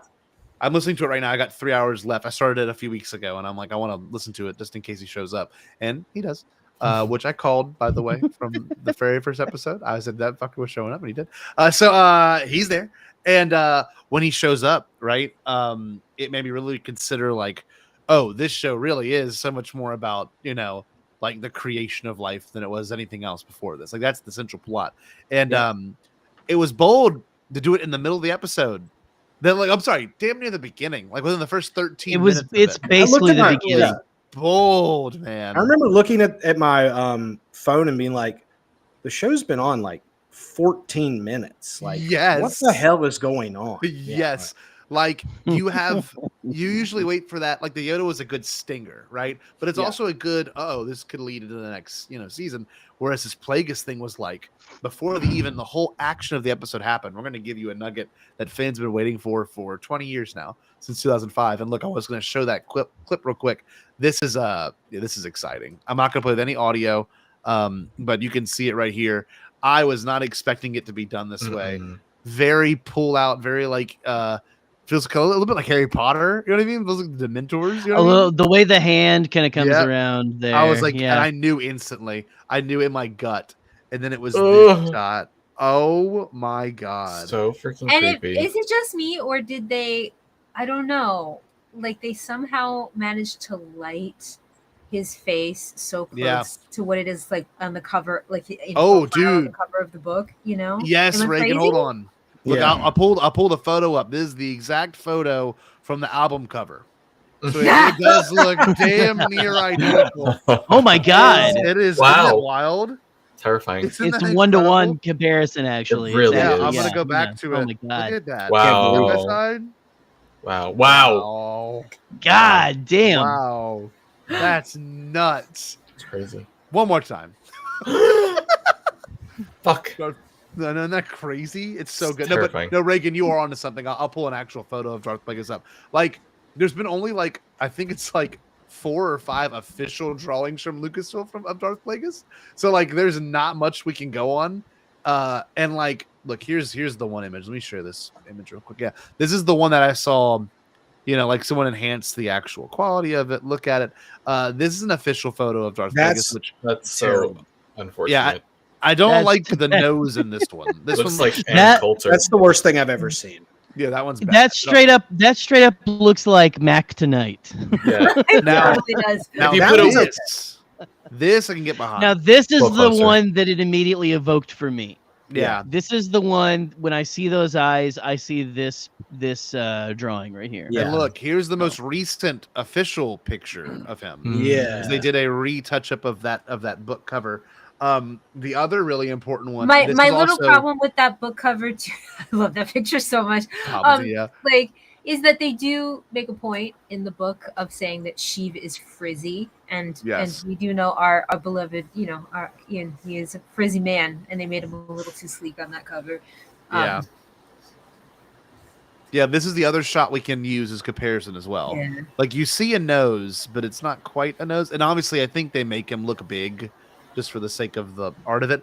Another good example of it, like that, I think this is pretty This good. is another one that brought me up. Yeah. That was brought to mind for me.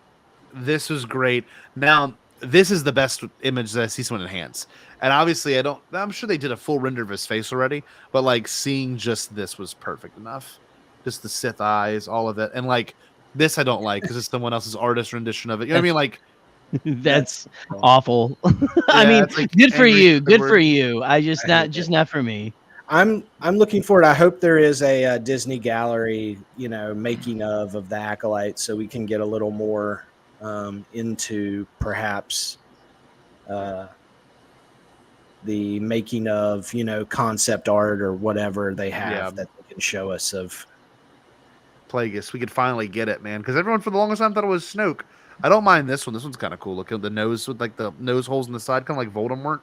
Yeah. This is terrible though. This looks like Well, a mess.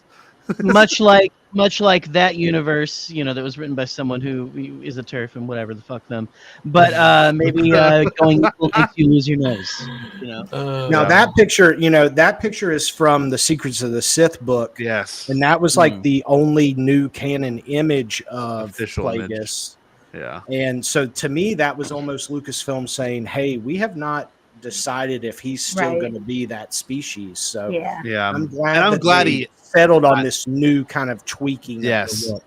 It's so creepy. The idea that he's on that island, if you think back to that final scene of Osha and Chimere back on that island on the unknown planet, and you think of it in the reference that he's there watching from the shadows, it's kind of terrifying.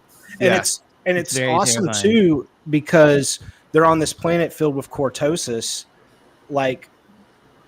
He's hiding in plain sight. They can't sense that he's there. So really, really smart. cool. Oh, it's so awesome. Well, I don't know if you all noticed that the bed that Osha sleeps on too in that cave, when she wakes up, there's a giant tunnel that's basically the headboard. Did you all notice that? So can you imagine if Plagueis is sleeping and masturbating in that tunnel? And he's crawls crab walking out. around the walls. At night and just sniffing her hair. It's Can you imagine him just walking out on the evening of that tunnel and stuff and looking at you. We He's still just don't know walking if- around eating an Italian sub. Just in his heart in a bathrobe. He's not wearing a Sith robe. That's a bathrobe. He's just chilling. Look, let's be real too. He got some banh mi. That's what he got. Maybe Chimere doesn't know he's even there. That's another cool thing too. That's my assumption. That's my thought, because That's he's your supposed, assumption. I think he probably is Really? really young, and I probably think that people are misconstruing what he is in that scene. You know what I mean? Yes. Are you thinking that Chimera is the master then? Or wants to be? Like, I think that Chimera,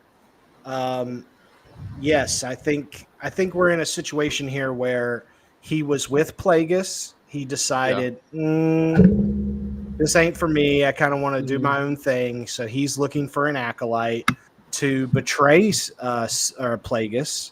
Yeah. Classic Sith move. So he can become the master and have his own apprentice.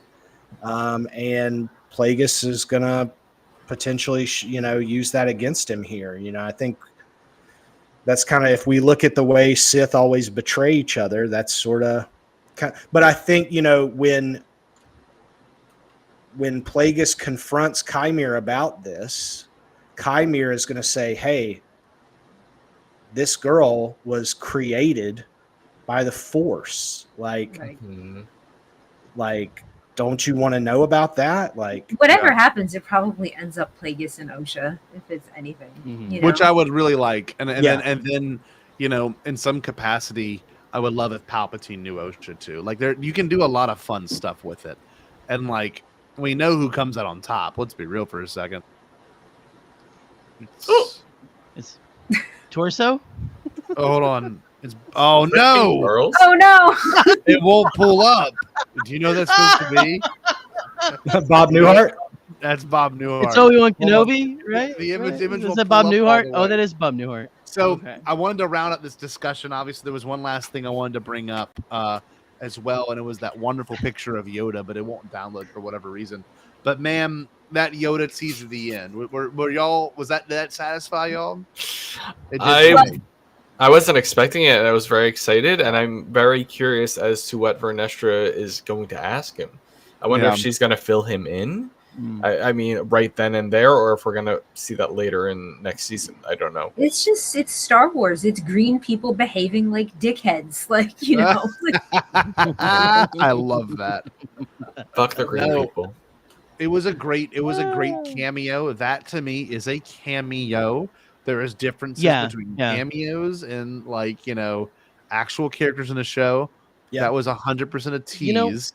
Yep. I just felt like was if a little you read afraid. High Republic at all, you knew it was coming a little bit. Absolutely. I was a little afraid that certain people who were like, when she started going in there and saying master, it was like, oh no, if people who think that she's a Sith Lord are going to be right, I'm going to jump off of my apartment building. But luckily, that is still a stupid thing to think. But anyway, I thought it could have been better as personally. Personally, I think the wipe into credits was Osha, should have been like Osha and Chimera kind of standing looking on the horizon. Yeah. Dude, this is like a little credit sting and stuff like that, It was real nice. This feels like Marvel credits scene. Yeah. And this is very, very Marvel. I'm glad it's very possible that it was envisioned to go after the credits, and they were like, well, I feel like they've done a lot of experimenting with stuff like this, they did the Boba Fett on the throne thing with Mando, and we haven't really seen them go back to that style of kind of announcing things. And, we've seen different ways of starting shows with like the way Ahsoka started with the blue text or versus the way like Rogue One starts or what have you. They haven't really found a consistent way to open and close shows. So this did feel like maybe it was originally meant to go after the credits, but they moved it up because they thought people might not see it. Yes, I agree with that. Nobody would be going all the way. Like, no one's looking for like a Star Wars end credits. Like, it's just, all I can think of is though how, like, remember famously Iowa Devery in her review of Empire Strikes Back was like, nobody told me Yoda was so ugly. I only know Baby Yoda. Like, oh my god! And like this whole he just looks like an old man's testicle. It's horrible. It's terrible. That's hilarious. No, like it made my cousin's son jump on like the edge of his seat. That's what it's for. Oh, that's awesome. that to me. But I think it was also a good little thing for the people who came into this, and this is like they don't know too much else about Star Wars except the characters they've seen on like birthday party plates and things. You know what I mean? This connects. You know what I mean? And it gives them I think it was you, Adam, who said in the chat, it gives them an anchor point to like try to figure this all out. Yeah. I thought it was brilliant. I thought it was a great way to tie it all together. And like because of Jared, Eli. Sorry. Look, another good thing I don't hate Yoda. Fuck Jared. I love Fuck Yoda. Jared. Obviously a puppet. Yoda's the best. Obviously a puppet. Is it ketamine Yoda or is it like I want it to be Bernie. Give me the goddamn Bernie Sanders Yoda puppet, please, for the love of God. Please. I am once again asking for the Bernie Sanders Yoda puppet, please. No, but to really round all this out, are we? I'm saying now I'm going into. I'm satisfied. I want more of the show. I'm very satisfied. I want more Plagueis. There's some things that I thought could have been done better. Just say midichlorians, please, for God's sake. They did. For the love of God, this is the time you can say it. Like I think they did. No, they never said midichlorians. They said count. I made it a point to say. I said this in several group chats. I said if they said midichlorians at any point in the show, I was going to take a $100 ad out on YouTube for my video essay. I was not joking. I was going to make sure. Scotty is saving money at this point right now. Yeah.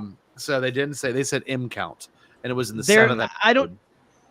Until we get a prequel kid in there. Well, not that Leslie necessarily isn't, but like. I don't know, man. I don't know what it is. If it's like this mandate, they're like, this sounds better. Like, if we can get a prequel kid who likes the word midichlorian and stuff, just slide it in there. Just slide it in there. No one hates midichlorians anymore. It's fine. The people who do, who cares? They're over there. They can like be mad that someone said the M word over there. You know. So. Oh, it's these kind of people. Sorry.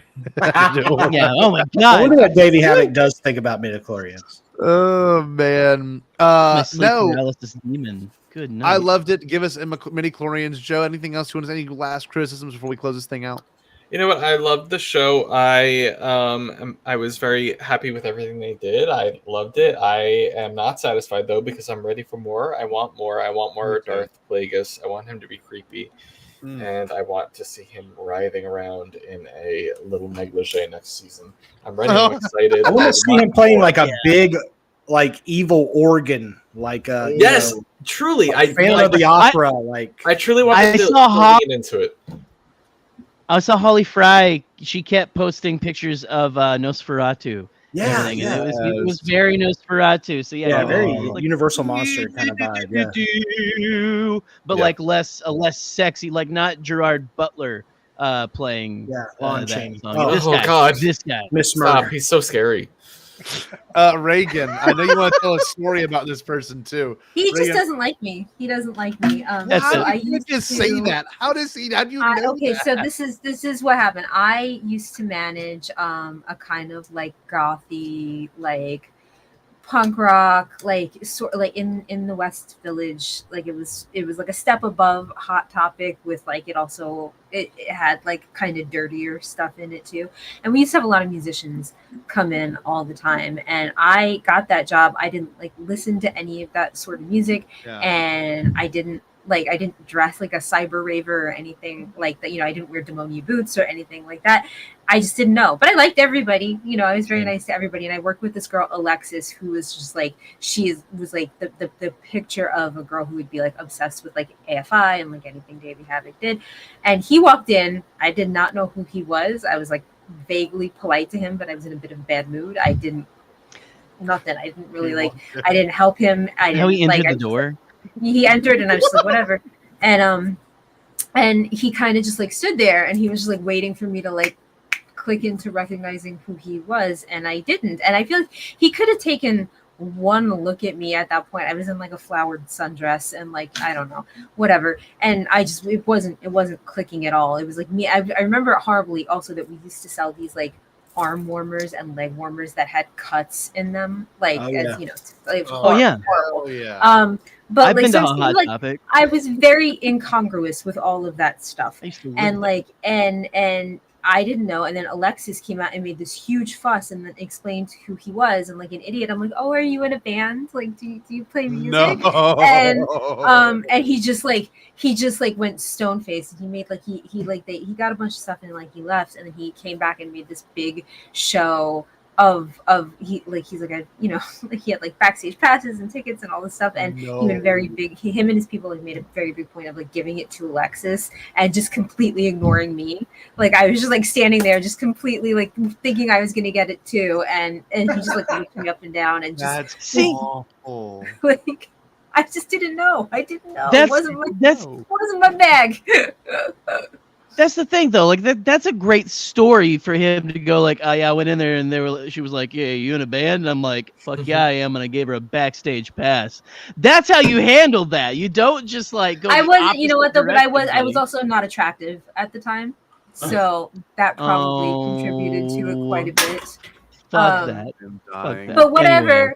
Character actor Dylan Baker thinks I'm delightful, so there is always gonna be that's all that matters. Yes. And look, Reagan, you asked specifically before this thing started. Talk about Bob Newhart. I know you have a relationship with Bob Newhart. Tell me more about that. Well, okay, so I am through a series of weird incidents. I admin like a big Newhart fan community that his son is in, and that he's definitely in my thoughts tonight. But a lot of the actors from the Newhart series are in it. Some of them are my personal friends. Tony Pappenfuss, who played the other brother Daryl on, or no, actually the first Daryl, not the other brother Daryl, but he you know, he sent me a whole bunch of like gear that he had kept from the original show, and it's like this really sweet community of like very weird people who just love Bob's work. My friend Brett, who, you know, writes for a lot of entertainment publications, and is currently, I think he's working on a biography about Hayden Rourke right now. He's met Bob many times and interviewed him, and they were very, very close friends. I know he's devastated, but Bob was, I mean, he was a pioneer, and the reason why, you know, his very, I love classic sitcoms, but like his writing was always so clever and so punchy, but the way that he could make comedy just out of a look, and his whole persona was always, I think so I think it's very easy for all of us to connect to, because he always played like the one like normal kind of well-adjusted guy surrounded by like Muppet, sometimes literally Muppet, idiots, you know. And I think that's we all relate to that feeling so much. Like we always, like, it's always us just kind of watching other people mouth breathe and kind of staring into the void trying to react to it. And he did it so beautifully. And all of his, you know, they had the most incredible relationship with him. And I know a lot of people who've worked on a lot of TV shows, because I worked in film and TV, and it's very, very rare that you hear stories that are just so glowingly positive, like from behind the scenes of a show. He took care of his casts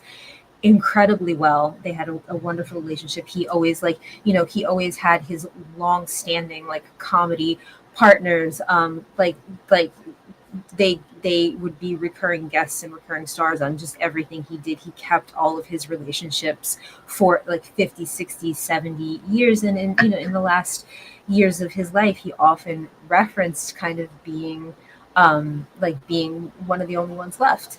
And I know, like, you know, it's no matter how much you are a legend and no matter how much the world adores you, I also think that like there's a loneliness and a poignancy to getting to that point in your life. But I feel like a lot of generations, maybe they will only know him from Elf, you know.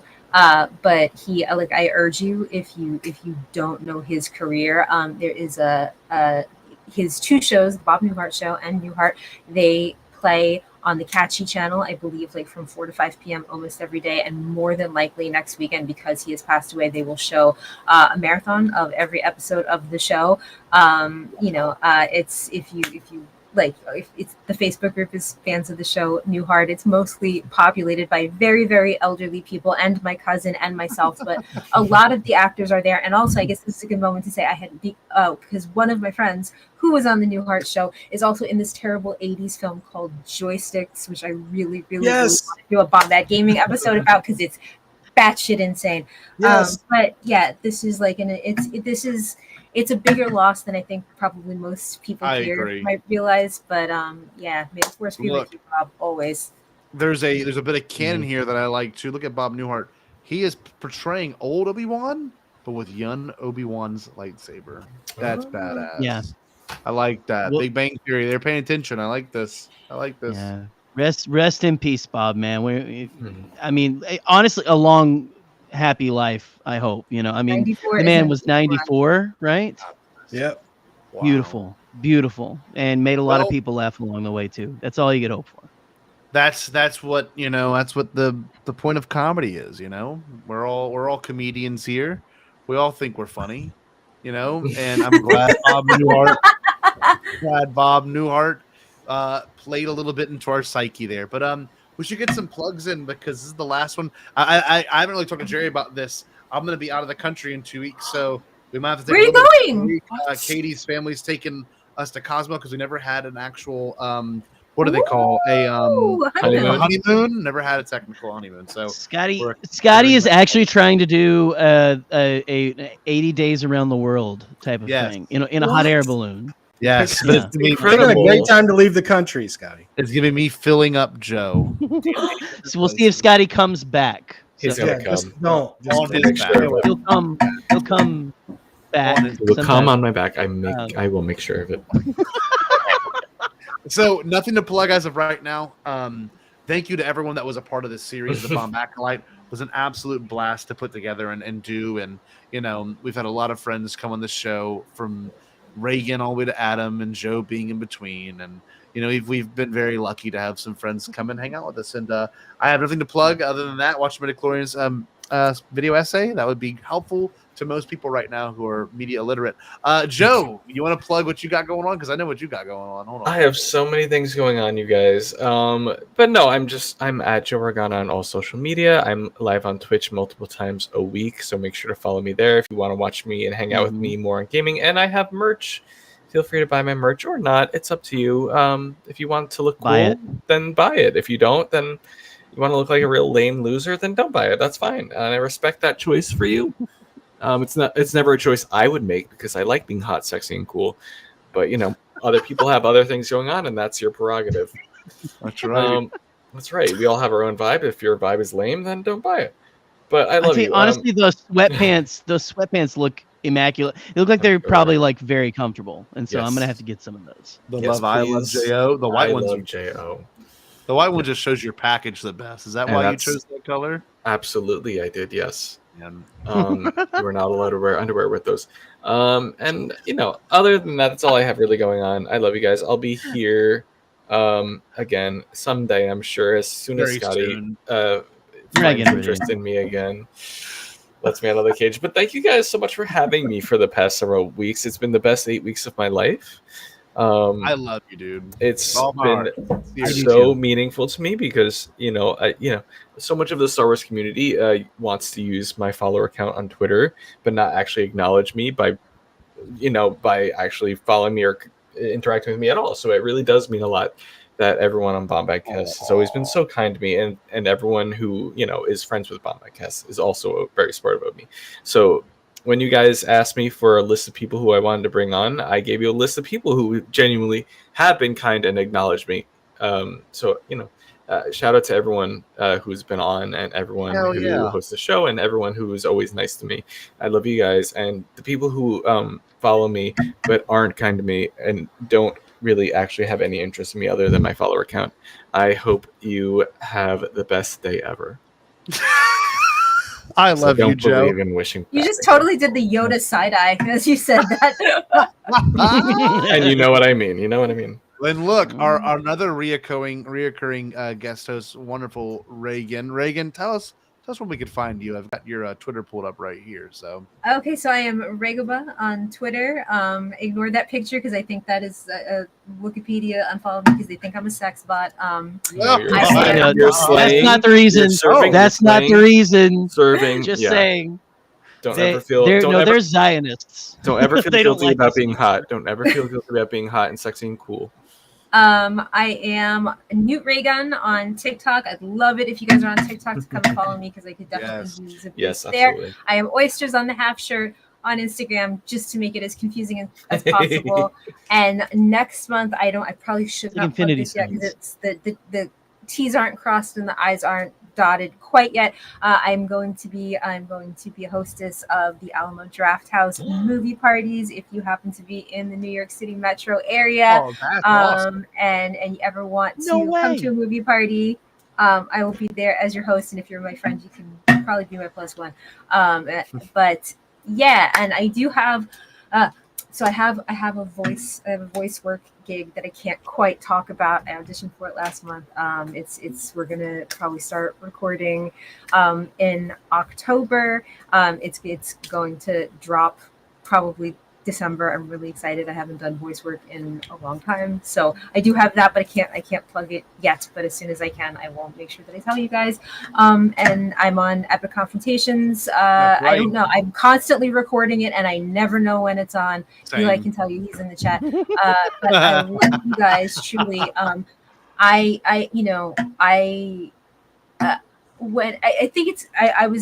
I don't mean to make this run longer than it needs to, but like I was kind of thinking about this the other day. Like, I was so terribly lost, like in the middle of lockdown when I found you guys, and we talked about this a lot. And up until that point, like the Star Wars community had never been particularly welcoming or nice to me. As I told Connor, Connor and I were randomly in the same Star Wars Facebook group, and I think I got told in there that my mouth should never be open unless a dick was inside of it.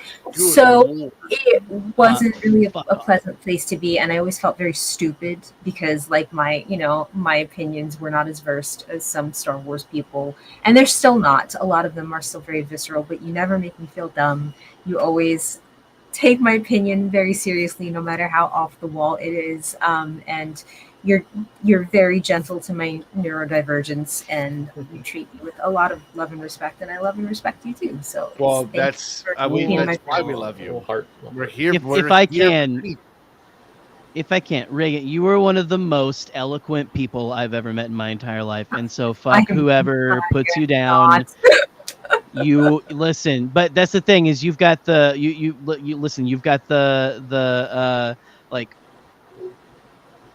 just the you've got an easy way of speaking, but you are very very eloquent and very fun to listen to. A very interesting person. So fuck anyone who doesn't like Reagan, because here all my homies love Reagan and hate the people who hate Reagan. So you can fuck off. But we love you. And look, I gotta say this too. This has been such a great time talking with you from beginning to end, and it's kind of cool that we got to do the book in. Maybe we'll keep this going. And of course, the most reoccurring one of them all, Adam Frazier. Adam, where can the people find you? My favorite people in the world, right here. Man, I don't have a thing to plug. I'm on Twitter. I don't know why. It's fucking terrible. Why are we on there? I don't know. You know, because we have found a Blue Sky account. I'm not on there. I haven't signed into Blue Sky for months. But, you can find me on Twitter. I have a newsletter where I write about weird stuff every now and then. Other than that, I love you too, Eli. Sorry. I'm just hanging around writing about Star Wars on Twitter and Alien Romulus and other stuff I find exciting while the world falls apart. So that's right, brother. That's all you can do. Adam, hey, I'll say it here. We said at the end of every one of them. Skeleton Crew finale, probably like in I'm thinking like February-ish time. Yeah. I'll see you there, brother. I'll see you there, bro.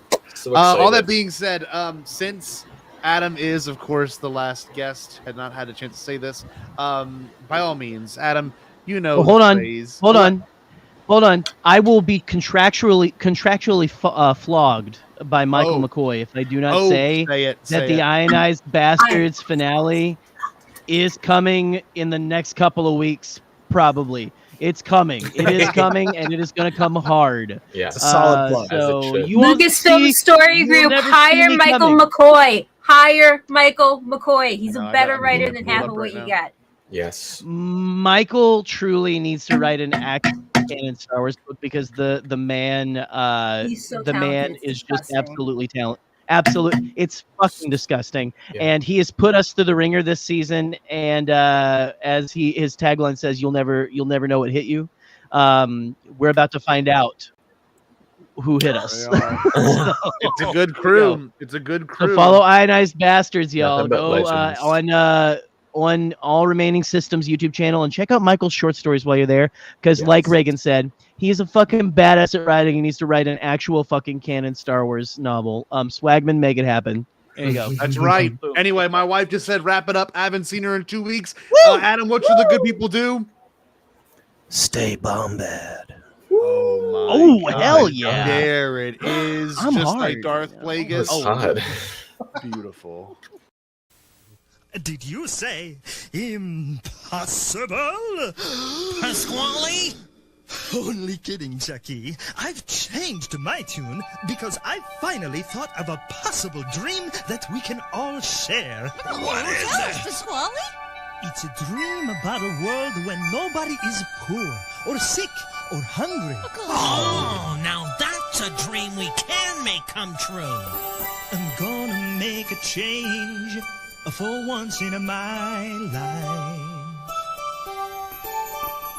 It's gonna feel real good